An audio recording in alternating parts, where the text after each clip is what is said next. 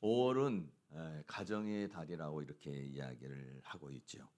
하나님께서 이 세상에 세운 기관이 두 개가 있죠.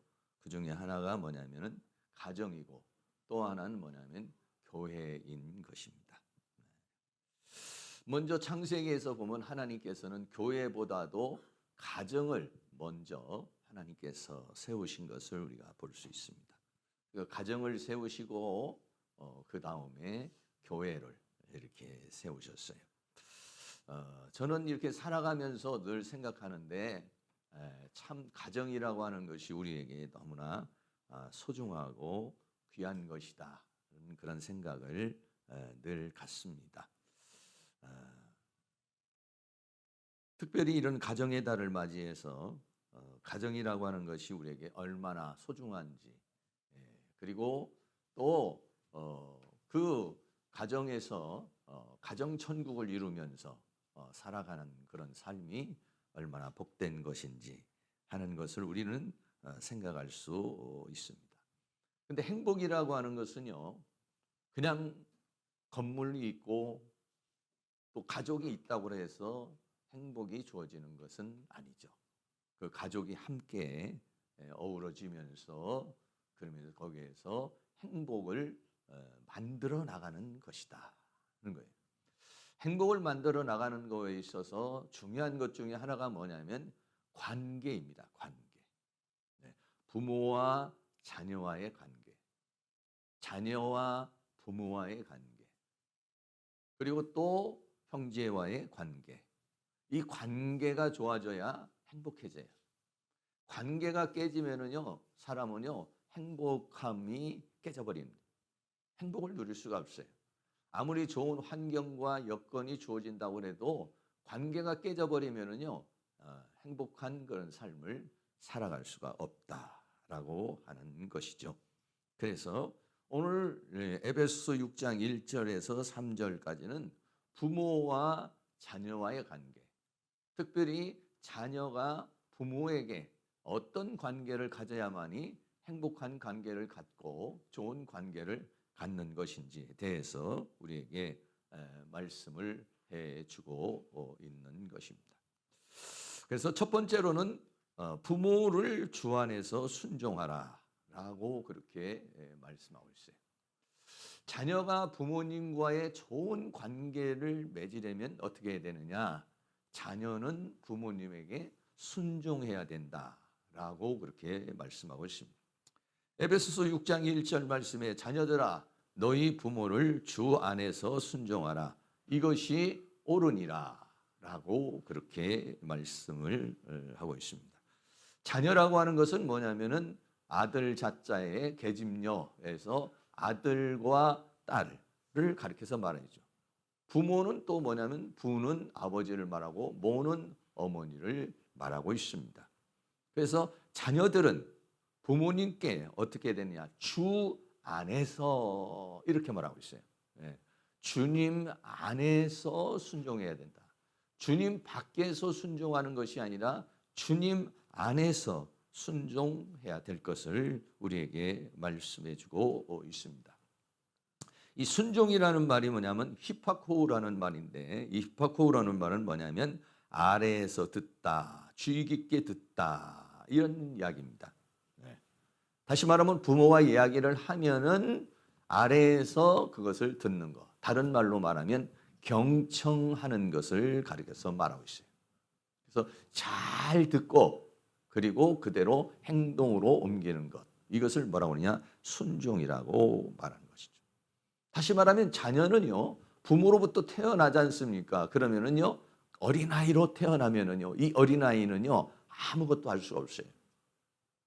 엄마 뱃속에서 태어나면 이 아이 자체가요, 스스로 생존할 수가 없어요. 절대적인 부모의 돌봄과 양육이 없이는요, 살아갈 수가 없어요. 그렇기 때문에 부모가 자녀를 어떻게 하느냐, 보호하고 양육하게 돼 있어요. 그래서 보호하고 양육하는 그런 과정에 있어서 자녀가 어떻게 되느냐, 부모님의 말씀에 순종해야 된다라고 그렇게 말하고 있습니다. 이것이 옳다 이렇게 말하고 있어요. 자녀는 부모로부터 순종해야 되는 것이 옳은 것이다. 이렇게 말하고 있어요. 옳다는 이 디카이오스라고 하는 것은 뭐냐면 의로운 것이다. 의이다. 또는 그렇게 사는 것이 의인이다. 라고 그렇게 말하고 있는 것이죠. 네. 그렇기 때문에 그렇게 살아가는 것이 바른 인생을 살아가는 것이다는 것이에요. 그런데 살다가 보면은요, 그렇지 못한 경우가 많이 있죠. 네. 부모님에게 문제가 있어서 자녀가 순종하지 않는 경우도 있고, 또 자녀가 문제가 있어서 부모님의 말에 순종하지 않는 경우가 있습니다. 네. 왜냐하면 부모가 주 안에서 자녀를 양육해야 되는데 주님 밖에서 양육을 하게 될 때에 자녀가 그것을 수용하지 못하게 되는 그런 경우가 있어요. 또는 자녀가 못돼 가지고 부모의 말을 순종하지 않는 경우가 있어요. 그래서 자녀는 부모의 말을 순종하고 또 그렇게 살아가는 것이 옳은 것인데, 그렇게 살아가는 것이 바른 것인데 그렇게 살지 않으면은 문제가 있다는 것을 우리에게 말씀해 주고 있는 것이죠. 여러분들은 어떻게 살아오셨습니까? 자녀들 이렇게 지금까지 이렇게 살아오면서 부모님이 말씀하시면 그대로 순종하시면서 사셨습니까? 아니면은 나는 그렇게 살 수 없다. 부모에게 반항을 한다든지 거역을 하면서 살아왔는가 하는 것을 우리는 돌아볼 필요가 있는 것인데, 성경은 뭐라고 말하냐면 부모로부터 부모님께 순종하는 것이 옳은 것이다 라고 그렇게 말하고 있어요.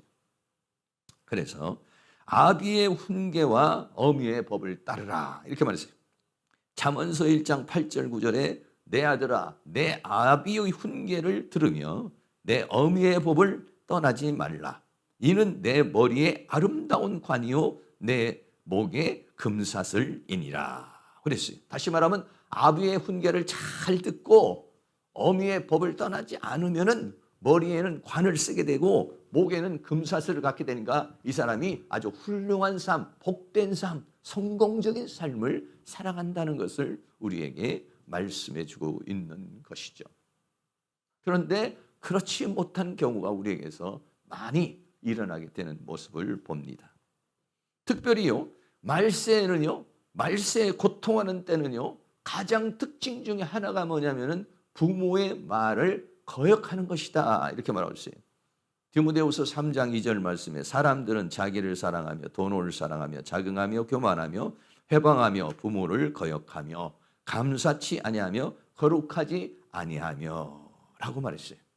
말세가 되면은 말세에 고통하는 때가 되었을 때에 여러 가지 현상이 있는데 그 중에 뭐냐면 자기를 사랑하고 돈을 사랑하고 자긍하고 교만하며 회방하며 부모를 거역하는 그런 삶을 살게 된다라고 그렇게 말씀하고 있는 것이죠. 성경에 보면은요, 부모의 말에 아주 순종한 사람이 있어요. 그 사람이 누구냐면 이삭이라는 사람입니다. 하나님께서 아브라함에게 말씀을 하십니다. 내 아들 이삭을 하나님 앞에 번제로 드리라고 합니다. 그래서 아들과 함께 모리아 산으로 올라갑니다. 그래서요, 하나님께서는 또 아브라함은 혹시라도 또 하나님께서 그 모리아 산에 올라가면 어떤 번제물이 있을까 이렇게도 아마 생각했을 수도 있겠습니다. 그런데요, 이 아브라함은요 하나님의 말씀에 자기의 자녀를 번제물로 드리라는 그 말씀에 그대로 순종했어요. 그리고요 아브라함의 말에 또 이삭은 그대로 순종했어요. 아브라함은 하나님의 말씀에 순종을 했고 그 아들 이삭은 아버지가 하는 대로 그대로 순종을 했어요. 창세기 22장 9절 10절 말씀해 보면 하나님이 그에게 지시하신 곳에 이른지라 이 아브라함이 그곳에 단을 쌓고 나무를 벌려놓고 그 아들 이삭을 결박하며 단 나무 위에 놓고 손을 내밀어 칼을 잡고 그 아들을 잡으려 하더니 라고 그랬습니다. 무슨 얘기입니까? 단을 쌓습니다. 그리고 거기다가 나무를 놓았습니다. 그리고는 아들 이삭을 결박을 했습니다. 그리고 그 단 위에다가 아들을 올려놨습니다. 그리고는 칼을 들었습니다. 그래서 아들을 이제 잡아서 죽여가지고 하나님 앞에 드리려고 그랬어요. 근데도 이삭이 그대로 순종을 했다는 거예요. 여러분, 만약에 여러분 부모님이 이렇게 만약에 했다 그러면 어떻게 하겠습니까? 당장 이걸 끊고 도망을 가든지 아니면은 아버지가 지금 미쳤다고 하든지, 이거 순종하기 굉장히 어려운 부분이시죠. 그런데도 이 이삭이 아버지를 순종할 수 있었다는 건 뭘까요? 아버지를 그만큼 신뢰했다는 것이죠. 아버지를 절대적으로 신뢰하지 않으면은요, 이거는요, 있을 수 없는 행동인 것이죠. 아브라함도 역시 마찬가지예요. 하나님 말씀에 자식을 번제로 드리라는 말에 순종할 수 있는 부모가 얼마나 있을까요?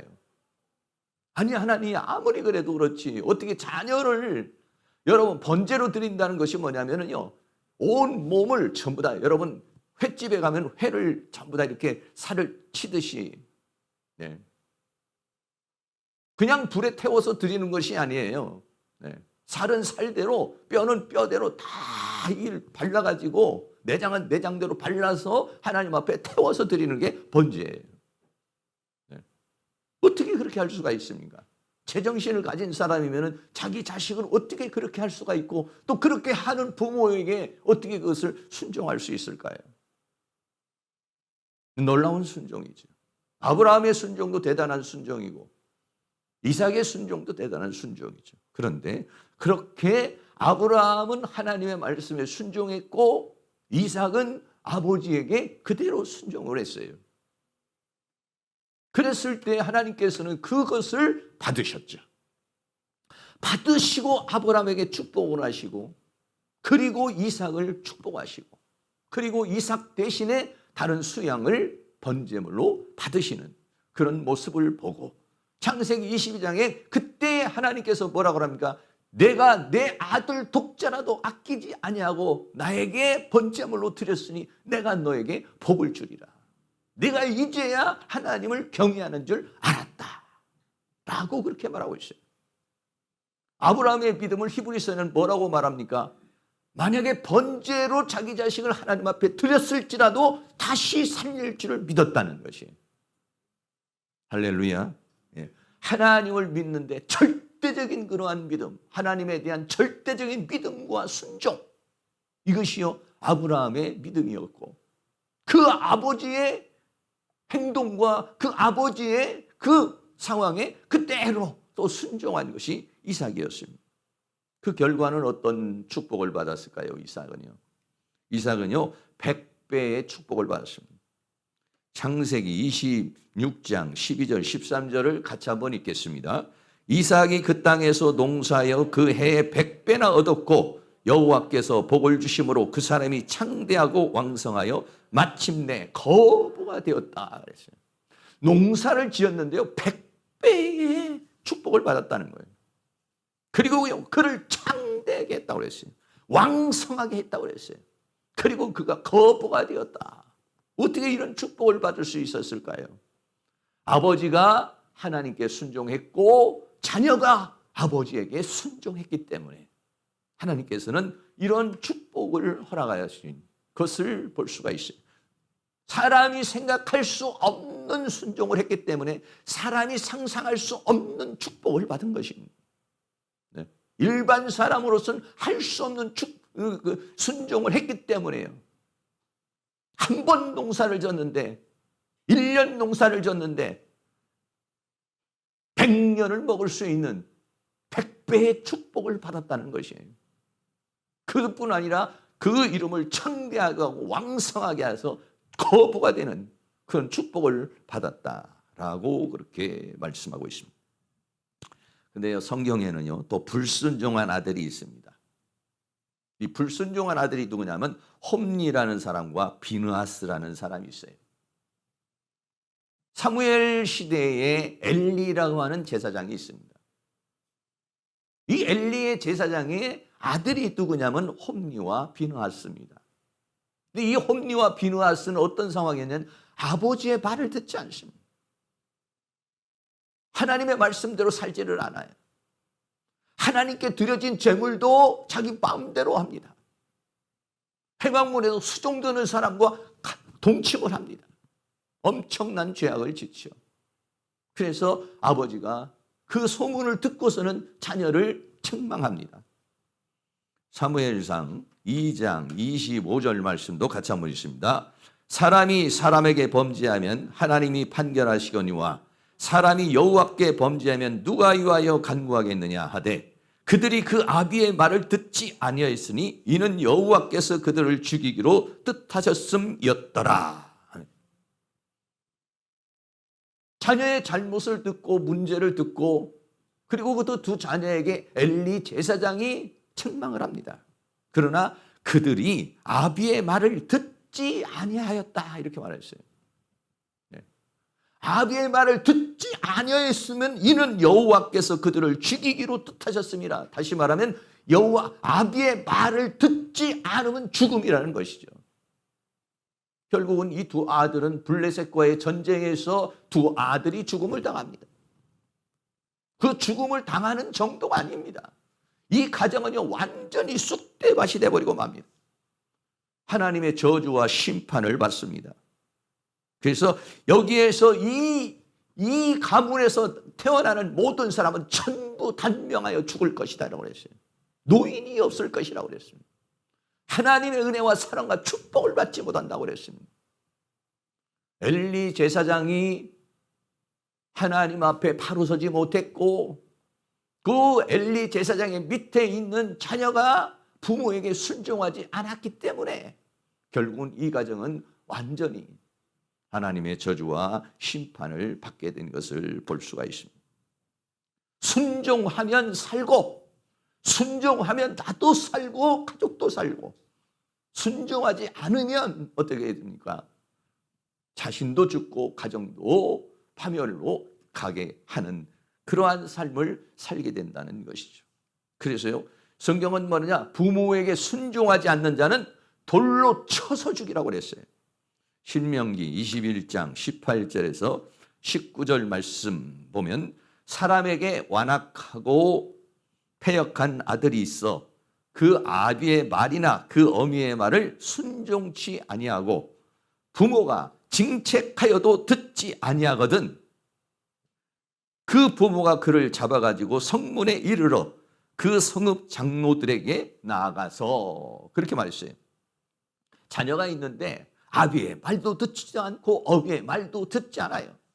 그렇게 되면 어떻게 하냐면 그 부모가 그를 잡아가지고 성문에 있는 장로들에게 데리고 가는 거예요. 그래가지고 어떻게 하느냐? 신명기 21장 20절에 그 성읍 장로들에게 말하기를 우리의 이 자식은 완악하고 패역하여 우리 말을 순종치 아니하고 방탕하며 술에 잠긴 자라 하거든 그 성읍의 모든 사람이 그를 돌로 쳐 죽일지니 이렇게 말했어요. 자녀가 문제가 생기면은요 그 자녀를 장로들에게 데려가고 그 장로들에게 데려가서 그렇게 고소를 하게 되면은 거기에 있는 모든 마을 사람들이 돌멩이를 들고서 자녀를 돌로 쳐 죽이라는 것이에요. 이같이 내가 너의 중에 악을 제하라 이렇게 말했어요. 악을 제하라는 것은 뭡니까? 자녀가 부모의 말을 듣지 않고 순종하지 않는 것은 악이라고 하는 것이에요. 그래서요 구약에는요 이런 역사가 일어나게 된 모습을 보게 되죠. 구약에 살았으면 여기에도 돌멩이에 맞으실 분이 좀 있을 거예요.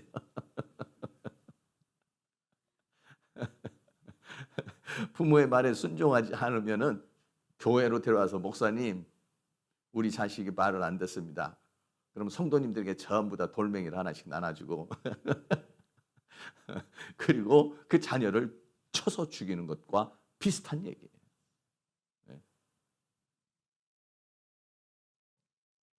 두 번째는 부모를 공경하라. 첫째는 부모를 순종하라. 이것이 옳으니라.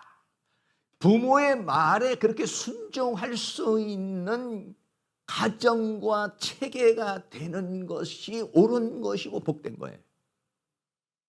그런데 자녀가 부모의 말에 순종하지 않고 부모가 자녀가 순종할 수 없는 그러한 사람으로 해서 이것이 깨져버리면 그 가정 전체가 깨져버린다는 것을 말해주고 있는 것이죠. 두 번째는 공경하라. 에베소서 6장 2절 말씀에 내 아버지와 어머니를 공경하라. 이것이 약속 있는 첫 계명이니 라고 그랬어요. 아버지는 파테르라고 그렇게 말하고 어머니는 메테르라고 그렇게 헬라어는 그렇게 말하고 있습니다. 아버지는 뭐예요? 씨를 주신 분이고 어머니는 씨를 자라게 해서 나를 생산하신 분이시죠. 근원은 아버지에게 있는 것이고 자람과 탄생은 어머니에게 있어요. 그 나의 그 근원이 되며 나의 산출이 되신 그 아버지와 어머니를 어떻게 했느냐? 공경하라. 공경하라. 이 공경이라는 말은요, 티마오라는 그런 말이에요. 이 티마오라는 말은 뭐냐면 존경하다, 귀하게 여기다 이런 얘기예요. 부모님을 어떻게 하냐? 귀하게 여기는 것이다. 여러분은 어떻습니까? 부모님을 귀하게 여기고 있습니까? 아니면은 뭐 계셔도 좋고 뭐 안 계셔도 좋고 또 나는 뭐 부모하고 담 쌓고 살고 뭐 이런 경우들도 있을 수가 있겠죠. 이거는 약속 있는 첫 계명이라 이렇게 말했어요. 이거는 계명이래. 10계명 중에 하나라는 거예요. 네. 10계명에서요. 첫 번째부터 네 번째까지는 하나님에 대한 거예요. 그리고 다섯 번째부터 열 번째까지는요, 사람에 대한 건데 그 사람에 대한 것 중에서 첫 번째가 뭐냐면은 부모에 대한 얘기예요. 출애굽기 20장 12절 말씀에 내 부모를 공경하라. 그리하면 너의 하나님 나 여호와가 내게 준 땅에서 내 생명이 길리라. 라고 그렇게 말했어요. 다시 말해 하나님께서는요, 계명으로 주셨어요. 약속 있는 계명이다. 라고 말했어요. 부모를 어떻게 하느냐? 공경하라는 거예요. 티마오라는 거 소중하게 생각하라. 부모를 귀하게 생각하라는 거예요. 그래서요, 부모를 저주하는 자는요, 성경에 죽이라고 그랬어요. 출애굽기 20장, 21장, 17절에 그 아비나 어미를 저주하는 자는 반드시 죽일지니라. 라고 그렇게 말했어요. 부모를 공경하지 않고 부모를 저주하는 자는 반드시 죽이라고 그랬어요. 두 번째는 또 부모를 경홀히 여기는 자, 경홀히 여기다는 가볍게 여기고 무시하는 것을 말해요. 는 저주를 받는다고 그랬어요. 신명기 27장 16절 말씀은 같이 한번 읽겠습니다. 그 부모를 경홀히 여기는 자는 저주를 받을 것이라 할 것이요 모든 백성은 아멘할지니라 라고 말했어요. 네. 부모님을 귀하게 생각하실 수 있기를 축복합니다. 할렐루야. 안 계신 분들은 뭐 어쩔 수 없는 것이지만은 지금 계시는 분들은 부모님을 소중하고 귀하게 생각하는 것이 옳은 것이고 그것이 뭐냐면 자신에게 축복이라는 거예요. 네. 또 아비를 조롱하고 어미를 순종하지 않는 자는 죽음을 당한다고 했어요. 잠언서 30장 17절 말씀도 같이 한번 있습니다. 아비를 조롱하며 어미 순종하기를 싫어하는 자의 눈은 골짜기에 까마귀에게 쪼이고 독수리 새끼에게 먹히리라. 아비를 조롱하고 어미 순종하기를 싫어하는 자는 죽음이에요. 네.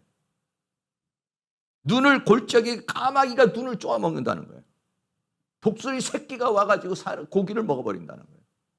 그러니까 얼마나 큰 저주를 이야기하고 있는 것입니까? 그래서요, 부모님을 공경해야 된다. 사랑하는 성도님들은 부모님을 귀하게 여길 수 있는 그런 은혜가 있기를 축복합니다. 네.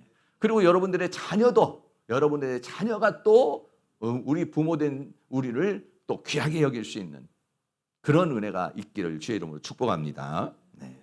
왜 부모를 공경해야 됩니까? 첫째는 하나님께서 맺어준 천륜의 관계예요. 내가 부모를 선택한 것이 아니에요. 하나님께서 맺어준 거예요. 네. 내가 맺은 게 아니에요. 하나님께서 맺어준 천륜의 관계다. 네. 하나님이 맺어준 관계가 뭐냐면 부모와 나와의 관계예요. 네. 두 번째는 생명의 관계입니다. 부모로부터 내가 탄생했지 내가 어디서부터 우주에서 어디서 달나라에서 아니면 어디서 그냥 생겨난 존재가 아니라는 것이죠. 우리는 전부 다 부모로부터 태어난 존재이기 때문에 부모와 나와의 관계는 어떠냐? 생명의 관계라는 거예요. 그 세 번째는 뭐냐면 양육의 관계입니다. 아까도 말씀을 드렸지만은요, 이 자녀를요, 태어나면은 아무것도 할 수 없어요. 네. 부모가 다 돌봐줘야 됩니다. 그래야만이 이 아이가 생존할 수가 있어요. 그 양육해줘야 되는 것이죠. 네. 임신하면은 10개월 동안 품고, 저도 이렇게 보면은 임신하고 나면은 그 엄마들이 굉장히 불편하더라고 보니까. 네. 전부 다 아이에게 다 맞춰요. 네. 먹는 것이나 행동하는 것이나 모든 거 다 절제할 수밖에 없어요.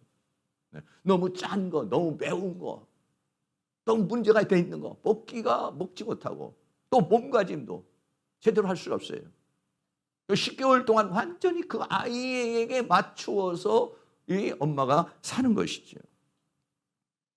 그뿐입니까? 태어나면은 아이고 얼마나 복잡합니까?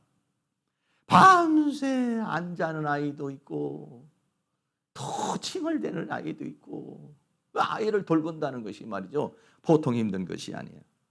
기저귀 갈아줘야 되지, 예.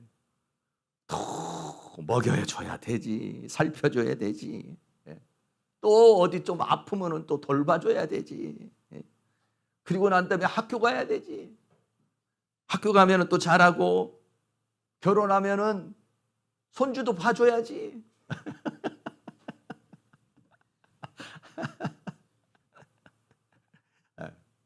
그런 관계예요. 양육의 관계예요. 절대적인 관계라는 거죠. 자기가 뭐 다 알아가지고 응 하면서 딱 태어나가지고 자기가 딱 밥 먹고 세수하고 다 그렇게 하면서 산 게 아니에요. 여기 있는 분은 진자리 바른자리 부모님이 다 갈아줘서 여기서 살아난 줄로 믿습니다. 그 다음에는 네 번째는 가장 큰 영향을 주는 관계예요. 부모의 모든 것을 담죠. 유전을 담습니다. 네. 성격도 담습니다. 네. 기질도 담습니다. 모습도 담습니다. 그다음에 그 영향을 벗어날 수가 없는 거예요. 부모의 영향을 벗어날 수가 없어요. 성경은 뭐라고 말합니까? 부모가 만약에 죄를 지으면요 3, 4대까지 내려간다고 그랬어요. 출애굽기 20장 5절 말씀, 잘 아는 말씀이지만 같이 한번 읽겠습니다. 그것들에게 절하지 말며 그것들을 섬기지 말라. 나 여호와 너의 하나님은 질투하는 하나님인즉 나를 미워하는 자의 죄를 갚되 아비로부터 아들에게로 3, 4대까지 이르게 하거니와. 부모가 죄를 지으면 죄를 지은 걸로 끝나지 않는다는 거예요. 연결이 돼 있다는 거예요. 연결이. 네. 신체적인 연결도 돼 있고 정신적인 연결도 돼 있고 영적인 연결도 돼 있다는 거예요.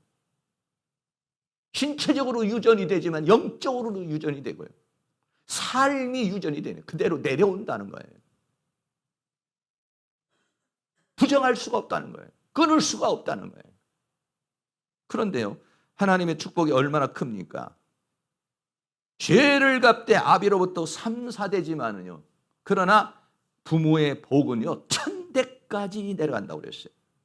출애굽기 20장 6절에 나를 사랑하고 내 계명을 지키는 자에게는 1000대까지 은혜를 베푸느니라 라고 그랬어요.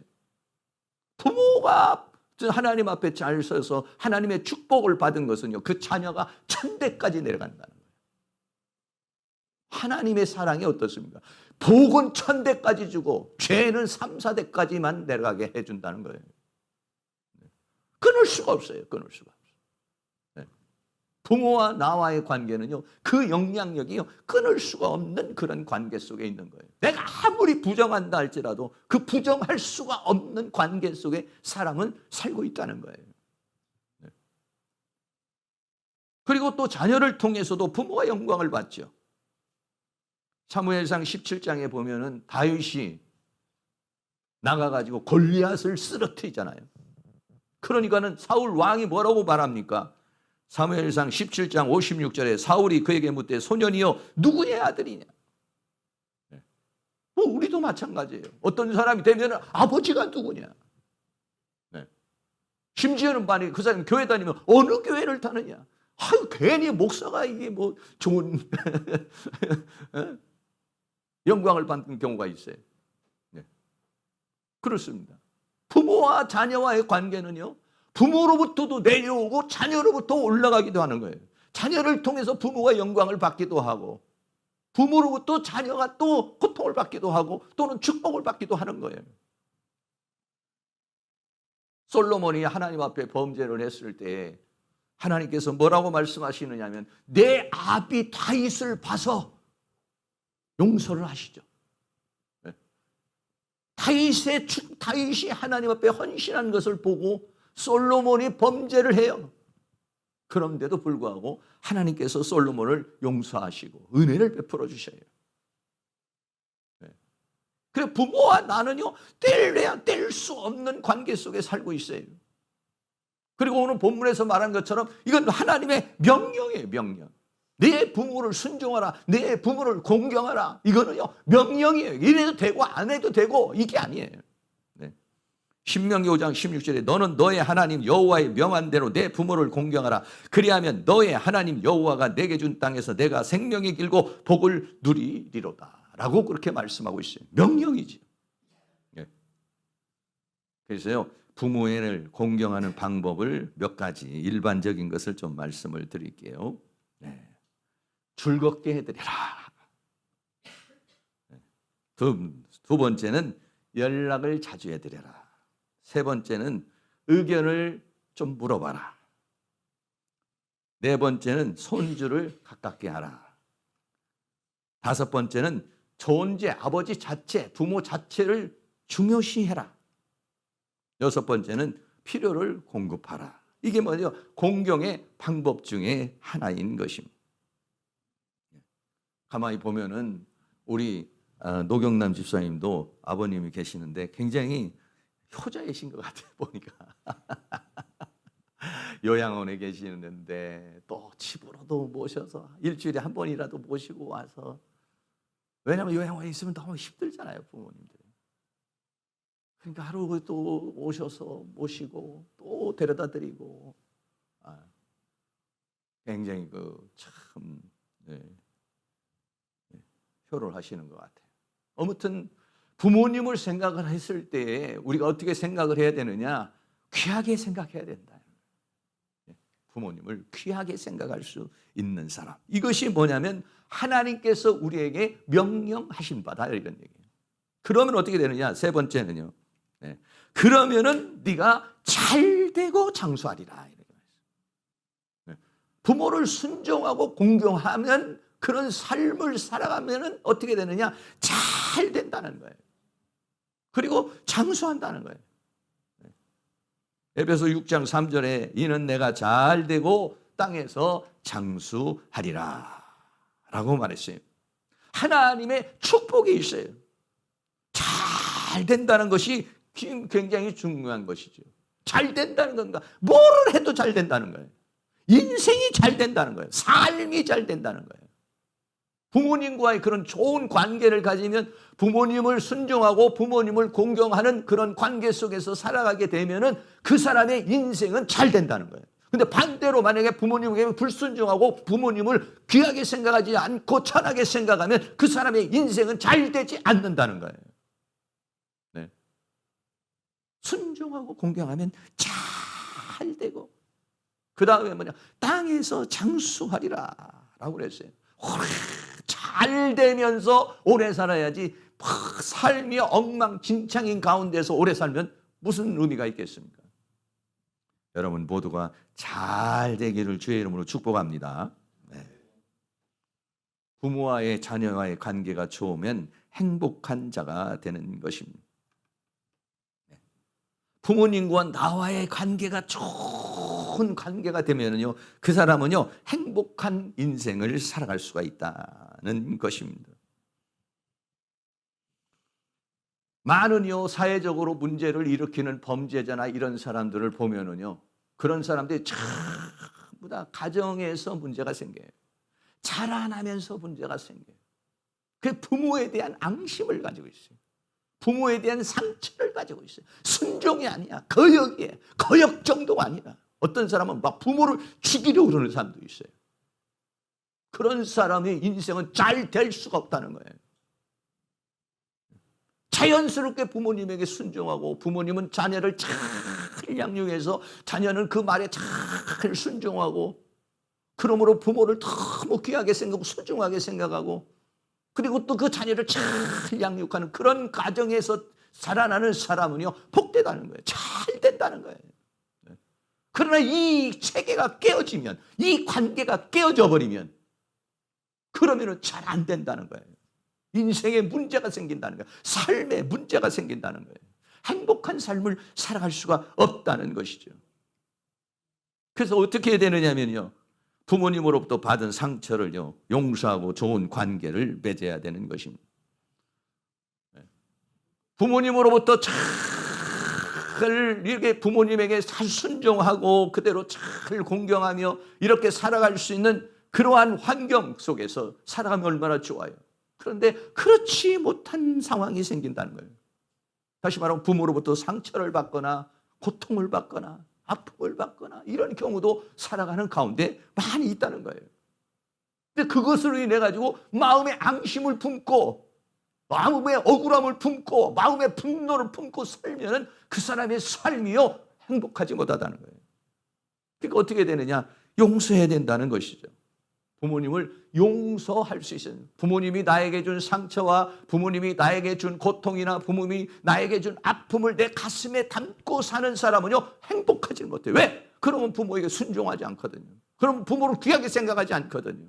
부모의 말에 거역하게 되고 부모를 긍휼히 여기게 되고 이렇게 되거든요. 이러면은 이 사람의 인생이 잘 되지를 않는다는 거예요. 그러면 어떻게 되느냐? 용서해야 된다는 거예요. 왜 용서해야 되느냐?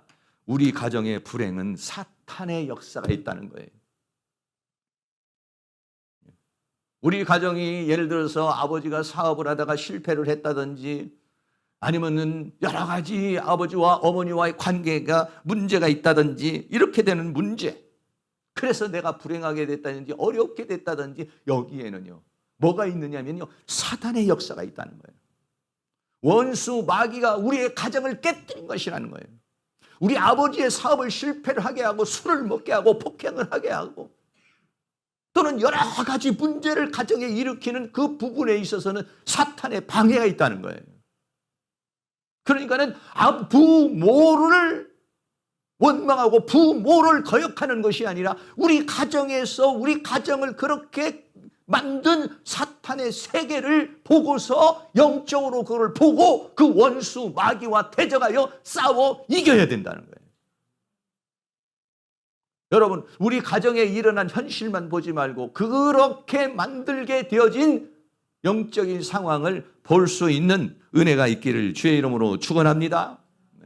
그랬을 때는요, 부모님에 대해서요, 미움이 사라지기 시작해요. 아, 우리 아버지도 그러려고 그러는 것이 아니라 원수 마귀가 우리 아버지를 그렇게, 원수 마귀가 우리 엄마를 그렇게 만들어가지고 우리 가정이 이렇게 파탄이 일어나고 우리 가정에 문제가 생기고 그리고 내가 이런 상처를 받았고 이런 아픔을 받았고 이런 문제가 생겼구나. 여러분, 모든 부모들이 좋은 부모가 되기를 원하고 있어요. 좋은 아버지가 되기를 원하고 좋은 엄마가 되기를 원하고 좋은 가정을 이루기를 원하고 좋은 그런 행복한 삶을 살기를 원해요. 그런데 자기가 의도하지 않는 그러한 일들이 삶 속에서 벌어지는데 그런 것들이 뭐냐면 다 사탄의 공격이라는 거예요. 사탄이 육체적으로도 공격하고 영적으로도 공격하고 삶적으로도 공격하는 것이죠. 그래서 어떻게 되냐? 사탄이 부모를 공격하고 부부를 공격하고 가정을 공격해서 가정에 문제와 사건이 일어나게 하고 그렇게 사건이 일어난 상황에서 자녀가 고통을 받게 하는 거예요. 자녀가 아픔을 받게. 그래서 자녀가 부모를 순종하지 않고 거역하게 만들고 부모를 갖다 귀하게 생각하지 않고 천하게 생각하고 오히려 원망과 불평과 분노를 일으키게 하는 것. 이래가지고 가정 전체를 깨뜨리게 하는 것이 뭐냐면은 원수 마귀의 괴계라는 것이에요. 그렇기 때문에 성경은 뭐라고 그러느냐? 원수 마귀가 그렇게 다양한 형태로 우리들에게 공격해서 우리 가정을 깨뜨리게 해서 부모와 자녀와의 관계를 깨뜨리려고 하는데 그게 속아 넘어가지 말고 부모에게 주 안에서 순종하고 그리고 부모를 귀하게 여겨라. 그러려면 어떻게 합니까? 부모에 대해서 그런 상처와 아픔들을 용서해야 돼요. 그렇게 그러고 어떻게 해야 됩니까? 이해를 해야 돼요. 이해를. 이해하는 것이 쉽지는 않죠. 저도요, 우리 아버지에 대한 상처가 깊어요. 어렸을 때부터 우리 아버지는 돈도 못 벌어오시지, 맨날 우리 어머니하고 싸우시지, 뭐 나한테 잘해주는 게 없지. 상처가 많아요, 상처. 제가요, 치유사역하고 이 상담학을 공부하기 전에는 우리 아버지의 성격을 이해를 못했어요. 우리 아버지의 기질을 이해를, 도대체 우리 아버지는 어째서 저렇게 행동을 하실까? 이해를 못해, 이해를. 그래서 어느 날부터인가는요, 제가 우리 아버지하고 담싸고 살았어요. 난 아버지 필요 없습니다. 아버지하고 말하기도 싫습니다. 아버지 난 도와줄 필요도 없고 나도 도움도 원하지도 않고 아버지가 나도 도와줄 필요도 없습니다. 아버지한테 가가지고 그렇게 말을 한 건 아니지만 내 마음속에 그런 결정을 내려버렸어요. 어느 날, 젊었을 어느 날 그렇게 마음에 딱 그렇게 마음을 먹었어요. 아버지하고 단절을 해버렸죠. 그러고 인생을 살았어요. 그 목회의 길을 가게 되니까는 또 우리 아버님이 안 믿고 그래서 저는 집에서 나왔으니까 더 멀어져 버렸죠. 근데 목회의 길을 걸어가면서부터 시작을 해서 아버지는 이제 서서히 이제 용서를 하고 이해를 하려는데 이해는 되지는 않아요. 우리 아버지의 성격에 대해서 그렇게 하시는 모든 거에 대해서 이해가 가지를 않더라고요. 근데 상담학을 공부하다 보니까요, 우리 아버지의 유형이 있더라고요. 이런 분은 이런 유형의 사람이 됩니다. 유형이 있더라고. 아, 그렇구나. 그럴 수 있는 거구나. 그러면 그런 통계가 나왔다는 것은 뭐냐면 우리 아버지만 그런 게 아니라는 것이죠. 우리 아버지 외에 다른 분들도 그런 성격의 소유자가 있고 그런 생활의 패턴을 가진 분이 있다는 거예요. 그렇기 때문에 그런 통계가 나온 것이죠. 그런 유형이 나온 거예요. 그래서 이해를 하기 시작을 했어요. 우리 아버지의 인생이 그 할머니로부터 할아버지로부터 살아오는 가운데 우리 아버지가 이런 성격이 만들어졌고 이런 기질이 만들어졌고 그래서 우리 가정에서는 이렇게 인생이 되고 이렇게 삶이 이루어진 것이구나. 이해를 하기 시작을 했어요. 이해를 하니까요, 우리 아버지가 불쌍하더라고요. 너무 불쌍하더라고요. 가족들하고 놀 줄도 잘 모르시지, 나가서 외식할 줄도 모르시지, 거치식 하시지, 하나 즐길 줄도 모르시지. 뭐 우리 아버지는요, 구체적으로 한번 여행이라고 하는 것을 한번 다녀보신 적이 별로 없어요. 네. 근데 좀 나이가 드셔서 예수 믿고 난 다음에 우리 형님이 이제 환갑이라고 그래가지고 이제 제주도 같이 놀러 간. 근데 왜 놀러 갈래야 가는 게 아니라 아버지가 우리 형님을 돌보다 보니까 같이 이렇게 가게 된 건데, 뭐 그런 것도 모를 줄 알아요. 몰라요.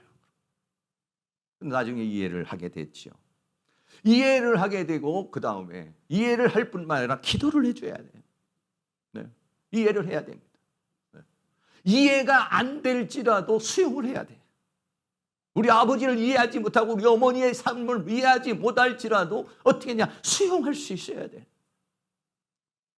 그렇게 살 수밖에 없었으니까 그렇게 사는 거 아니겠어요? 그렇게 살 수밖에 없는 환경이니까 그렇게 살았을 거 아니에요? 그런 성격이 되고 그런 기질이 되고 그런 삶을 살아온 데에는 여러 가지 그런 여건들이 있었고 특별히 거기에는 뭐냐? 사단의 역사가 있었다는 거예요. 원수 마귀가 사람을 망가뜨려 버리는 거예요. 생각을 망가뜨려요. 행동을 망가뜨려, 사상을 망가뜨려요. 그러니까 어떻게 했습니까? 그 부모를 놓고 어떻게 해야 돼요? 귀하게 여기고 기도를 해줘야 되는 거예요. 부모님을 이해하고 기도해 줄 수 있는 은혜가 있기를 주의 이름으로 축원합니다. 혹시 돌아가셨을지라도 마음속에 그분을 이해할 수 있어야 돼요. 그리고 기도해 줘야 돼요. 그리고 더 나아가서는 사랑해 줘야 되는 것이죠. 그래서 어떻게 하냐? 그 부모와 나와의 관계가 좋은 관계가 되어질 수 있도록, 네. 여러분들이 그런 하나님의 말씀대로 부모님을 순종할 수 있는, 그리고 부모님을 공경할 수 있는 그런 관계가 맺어질 수 있기를 주의 이름으로 축원합니다. 할렐루야. 네. 그래서요, 그 뒤로부터는 저도 이제 우리 아버님과 이렇게 있으면은, 옛날에는 우리 아버지하고 대화가 안 돼. 이해를 못하겠어요. 그리고 내 마음의 벽이 딱 있어요. 근데 제가 마아버지를 이해를 하고 용서를 하고 또 사랑하기 시작을 하면서 얘기를 이제 듣게 되죠. 그럼 잘 들어보면 이해를 하겠더라고요. 이제 어렸을 때는 이해가 안 됐는데 그렇게 얘기하시는데 심리를 읽겠어요. 심리를. 마음을 읽겠어요. 그래서 거기에 대해서 제가 잘 밝게 호응을 해드리고 반응을 잘 해드리니까 나중에는요. 그러니까는 저희 아버지하고 저하고 관계가 좋은 관계가 됐어요. 네. 그러시고 이제 뭐 소천을 하셨습니다만은 여러분들께서도 이 세상을 살아가는 가운데서 부모님과 자녀와의 관계 5월 가정의 달을 맞이해서 여러분들이 부모님에 대해서 여러분들이 순종할 수 있는 그리고 부모님에 대해서 귀하게 생각하고 소중하게 생각할 수 있는 그런 은혜가 있기를 주의 이름으로 축원합니다. 결론입니다. 부모님을 순종하라. 그리고 부모님을 공경하라. 그러면 잘 되고 장수하리라 라고 그랬으니 여러분들이 부모와 자녀와의 관계가 이러한 좋은 관계, 복된 관계가 되어질 수 있기를 주의 이름으로 축원합니다. 찬양 한 장, 찬양은 아니고요. 어머니 마음, 우리 어버이날 되면은 우리가 같이 한번 부르는데 여러분이 뭐 따로 이렇게 부를 시간이 별로 없잖아요. 나실제 괴로움, 우리 부모님을 생각하면서 돌아가신 분도 계실 수 있고 살아계신 분도 계실 수 있는데 생각하면서 우리 한번 부르겠습니다.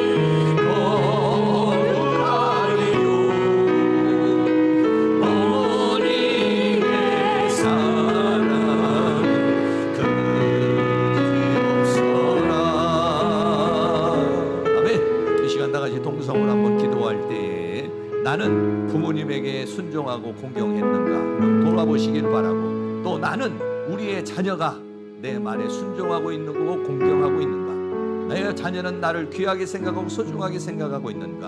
하나님, 이 5월 가정의 날을 맞이해서 우리 가정이 이러한 가정, 부모와 자녀와의 관계, 우리 가족과의 관계가 이러한 좋은 관계, 복된 관계로 맺어질 수 있도록 하나님께서 은혜를 달라고 다 같이 동성을 한번 기도합니다. 할렐루야. 거룩하시고 사랑이 많으신 우리 아버지 하나님, 오늘도 우리 하나님께서 은혜와 사랑 가운데 인도하여 주시고 주의 성령 가운데 우리를 도와주시고 인도해 주시고 들어주신 것을 감사합니다. 오늘 가정의 달을 맞이하여서 다시 한번 우리의 가정을 위하여 하나님 앞에 간절한 마음으로 기도합니다. 부모님을 위해서 기도합니다.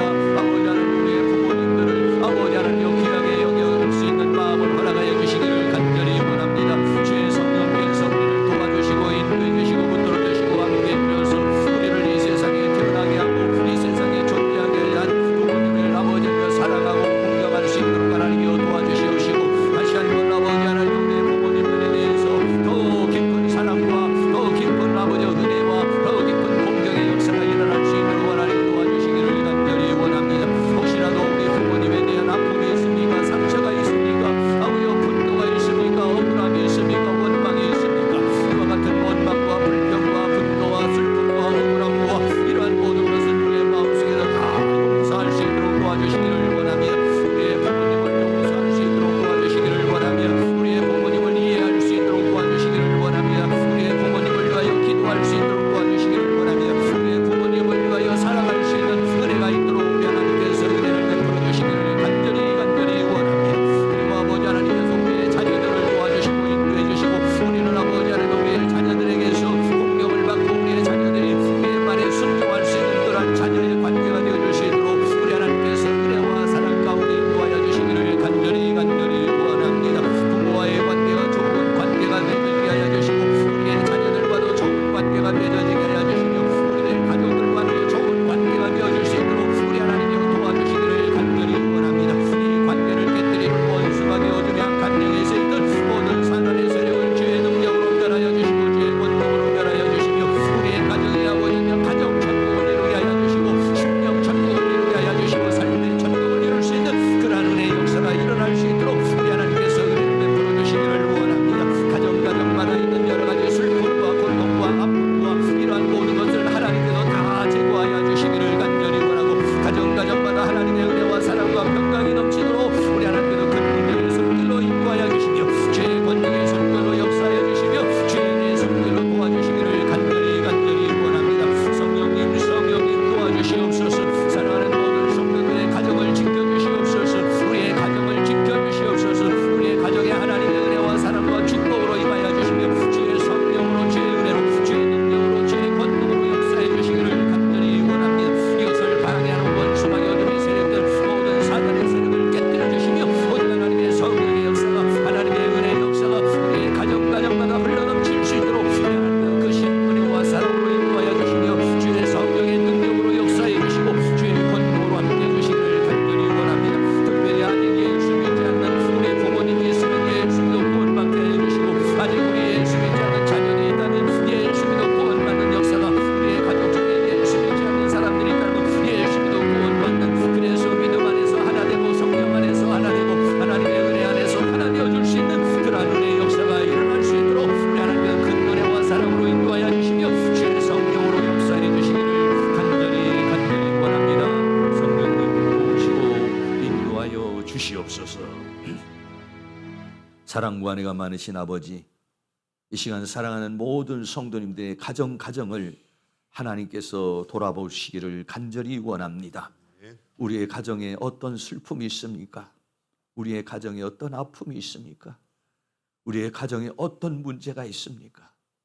아버지 하나님, 사랑하는 성도님들의 가정마다 하나님께서 치유해 주시고 회복시켜 주시며 새롭게 되어지는 은혜가 있기를 원합니다. 먼저 믿은 우리들이 우리의 가정을 위하여 기도하는 저희들이 되기를 원합니다. 부모님을 위해서 기도하기를 원합니다. 자녀를 위해서 기도하기를 원합니다. 우리 가족을 위해서 기도하기를 원합니다.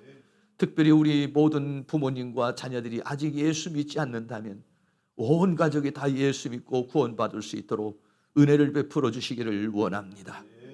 하나님 아버지, 내 자녀에게 상처를 준 것이 있습니까? 내 자녀에게 아픔을 준 게 있습니까? 또 우리 부모님에게 원망이 있습니까? 분노가 있습니까? 아픔이 있습니까? 상처가 있습니까? 슬픔이 있습니까? 하나님께서 다 만져주시기를 원합니다. 하나님께서 위로해 주시기를 원합니다. 하나님께서 치유해 주시기를 원합니다. 하나님께서 품어주시기를 원합니다. 이 세상 모든 사람들이 부모님이라 할지라도 자녀라 할지라도 알아주지 못하는 모든 것을 주님께서 알아주시고 주님께서 치유해 주시고 주님께서 은혜를 베풀어 주시고 주님께서 품어주시기를 간절히 원합니다.